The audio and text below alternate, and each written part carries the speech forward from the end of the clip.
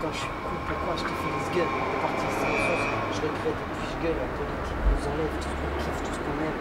La politique qui crie comme ça. Non, en plus, c'est même pas ça, je suis un ouf. La politique kiffe comme ça, crie comme ça saigne. DT13 prend le mic sur les zones neutrales.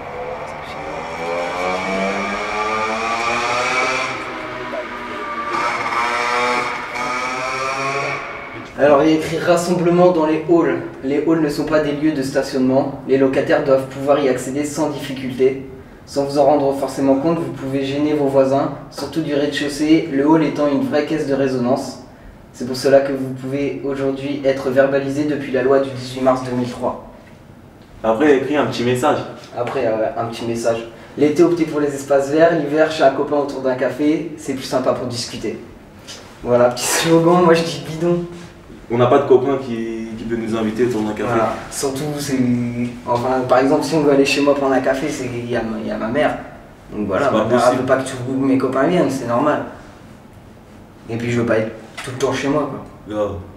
Mais par contre, c'est aussi peut-être compréhensible que voilà, si vous êtes d'ici, c'est vrai que ça. Ouais, ça gêne, mais qu'on nous donne quelque chose.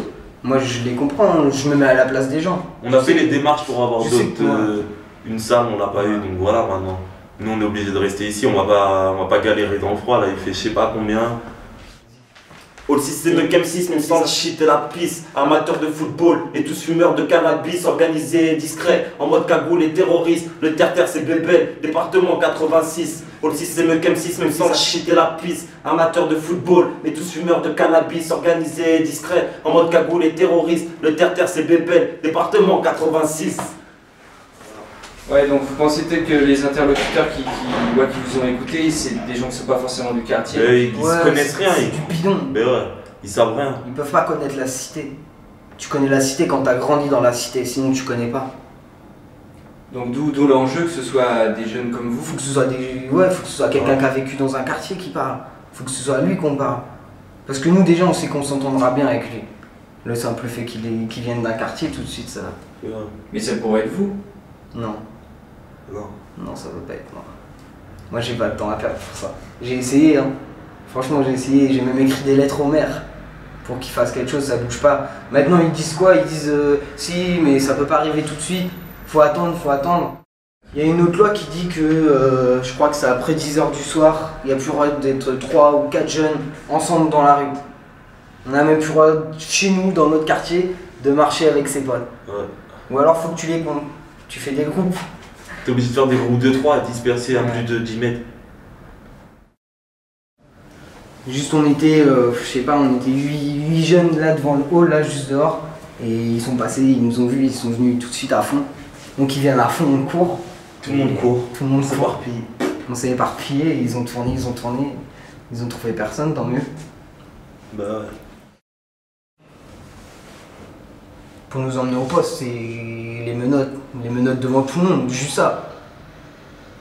Ma mère m'a vu avec le menotte juste à cause d'eux, parce que j'avais pas ma pièce d'identité sur moi, c'est tout. Ah. Moi, il y a eu des perquisitions chez moi à cause de qui? Des gens qui parlent, qui disent n'importe quoi. Juste il suffit à des rumeurs. Ouais. Perquisition. Ta mère a voit les keufs débarquer chez toi, c'est normal. Moi je leur en veux un maximum pour ça, hein. Grave. Pour ce qu'ils ont fait.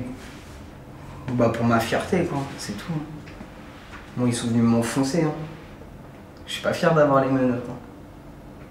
Mais j'ai rien fait pire qu'un gars qui habite au centre-ville. Mais déjà il habite au centre-ville, donc c'est tout de suite pas la même. Au centre-ville les keufs ils vous voient. Ici c'est tu. Ouais. Déjà le respect il est parti, parce que c'est un quartier. Et ils parlent mal. Mais un truc Ouais, de... ils parlent mal. Ceux qui habitent au centre-ville c'est une famille à part. J'avoue. Parce que pour être dans une famille, il faut avoir faut avoir vécu la même chose. Moi, avec mes frères et sœurs, on a vécu la même chose, donc c'est ma famille.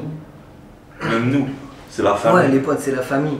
Mais eux, non, ils savent même pas un quart de ce qui s'y passe.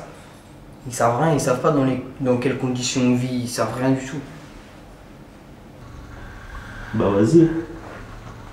Vas-y. Tu vois, tu crois que c'est des riches les gens qui habitent là? Regarde la voiture toute pourrie. De quoi? C'est pas des riches qui habitent ici. Hein. Non.